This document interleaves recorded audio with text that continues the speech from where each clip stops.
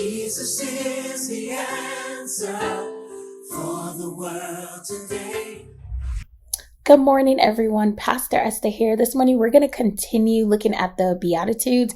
And today, actually, we're going to wrap up with our last Beatitude.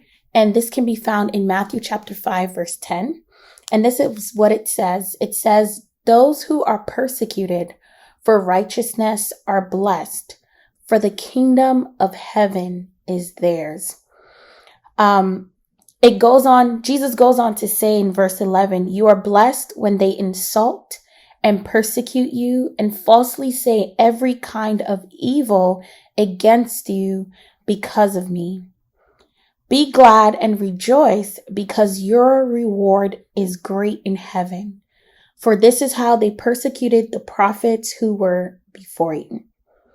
So when we think about persecution, I know for most people, it is not the most glamorous thing. Absolutely not, right? Persecution in and of itself is challenging.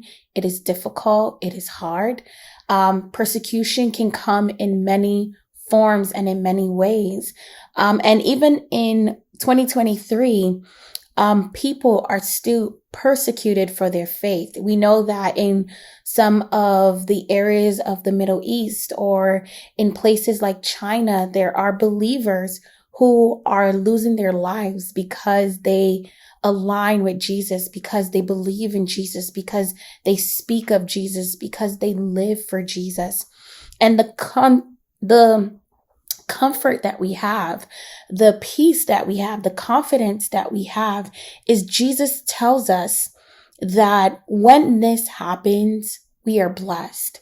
And I think this is a good beatitude for us to remember once more, that Jesus is showing us that God's way of thinking and what God counts as good and important, oftentimes is not what the world does or what regularly we might ascribe as good and wonderful. So here Jesus says, you are blessed when you are persecuted for righteousness' sake.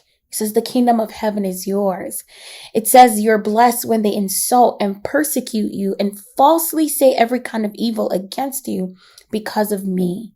So I want to encourage anyone who's out there and you find that, by making the choice to live for Christ, by making the choice to declare the truth of the gospel, by making the choice to live for Christ, you find yourself ostracized. You find you are labeled. Certain unkind names are ascribed to you. Well, Jesus says, because you're going through this because of him, you are blessed.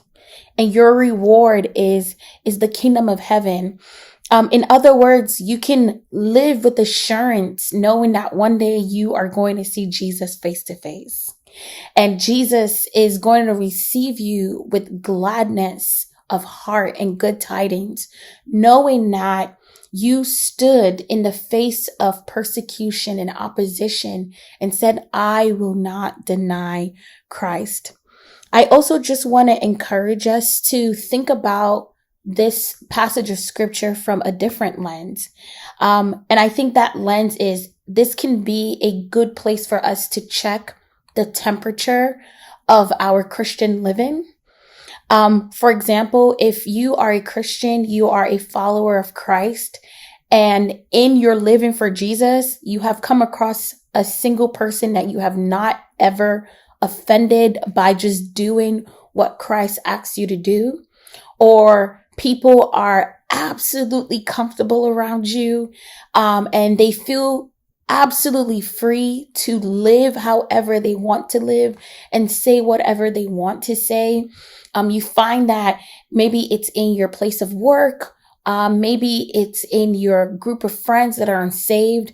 No one ever withholds an invite from you. No one ever criticize you of trying to present yourself as being better than or holier than thou, as was said back in the day, or pious or closed-minded.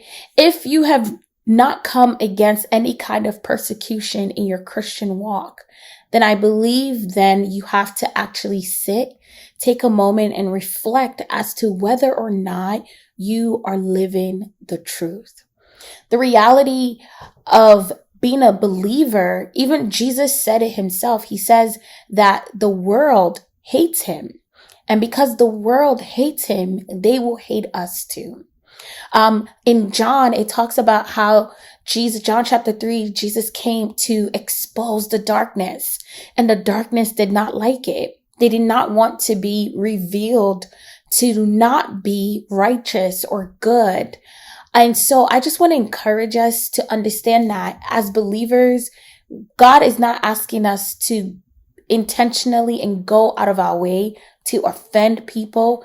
Absolutely not. In fact, we know just last week, we talked about the fact that Jesus said, those who are peacemakers are blessed. We are called to the ministry of reconciliation. We are called to peace. But the reality is that when we live a righteous life, it calls forth the sin that exists in the world. And sinful hearts don't want to be exposed. And sinful hearts don't want to be convicted. And in sinfulness, one of the ways in which individuals in our humanity and our sinfulness react is to persecute, is to ostracize, is to put down, is to name call, is to label, and the list goes on and on and on.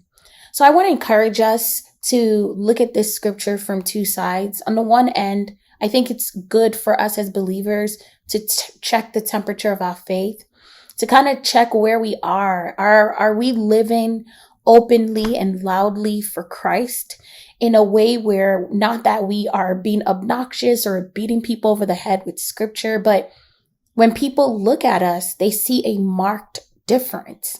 And if people are seeing a marked difference, then that marked difference, the Bible tells us that the fragrance of God that comes through us to some is an offense, and to others it is unto salvation. This should be the mark of the believer. This should be the mark in our lives. On the other hand, I want us to be encouraged to know that if we are being persecuted because we are following Jesus, then we are in the right place. We are doing the right thing. Because Jesus says, listen, the prophets that came before him, this is how they were treated. They spoke the truth. They lived the truth. And many of them lost their lives. Now, thankfully, for those of us who are on the western side of the world, we don't face at this moment persecution that leads to us losing our living life. Maybe some of us have been persecuted such that we have lost our livelihood. Maybe we have lost friends and families. Maybe we've lost things close and dear to us.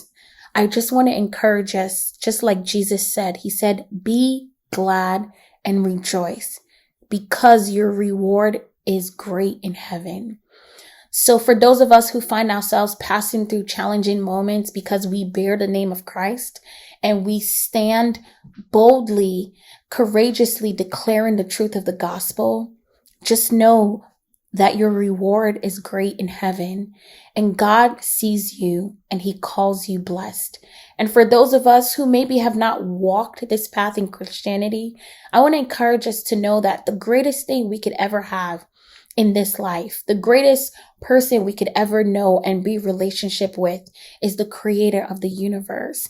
And nothing and no one compares to God. So when we pursue after Christ wholeheartedly, we will never regret it. This life is really only temporary.